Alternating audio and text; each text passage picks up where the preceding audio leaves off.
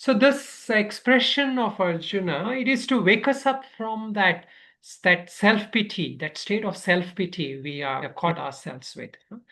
So the first thing he gives is don't pity yourself and be open, receptive, and do what I'm telling and all the wise people here are telling you to do. So, of course, like we have to deal with like how to deal with self-pity. If we are constantly having these issues, we should, of course, have practical ways of dealing with it. There's nothing wrong with that. But the purpose of Bhagavad Gita and the purpose of spiritual life is not so much to focus on overcoming one weakness at a time. Although we should practice and take seriously, take sankalpa to overcome one weakness at a time as a practice.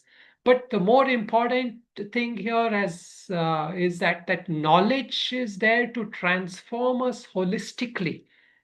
So as we gain that knowledge, as we abide in that knowledge, and we also practice, do our sadhana in our daily life, we start holistically becoming a better person. And naturally, many of these kleshas will lose their grasp on us.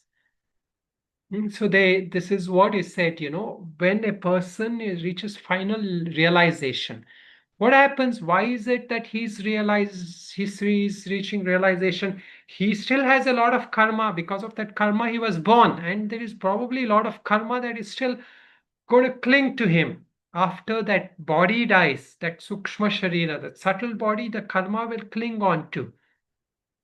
But what is different from a realized person is at that point of death and before also he is established in that truth.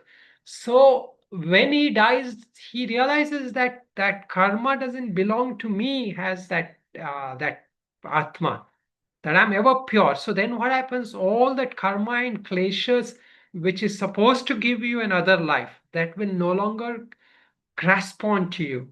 It is like it is, for example, like something you have, like you have like a steel pipe, and you try to throw water on that. What happens? That water will all fall away. It will not stick to that pipe. But if it is a dry wall, and you throw water onto that wall, then that water that wall will soak in that water. So a person of realization is like that steel pipe. So no waters of karma can wet it.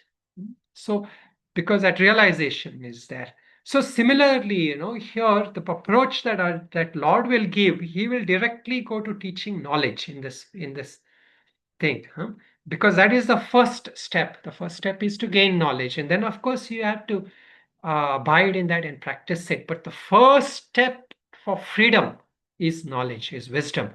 So that is why now, right after that sorrow of Arjuna, we are going to get the direct knowledge of the path, and that will holistically transform all our negativities, all our kleshas.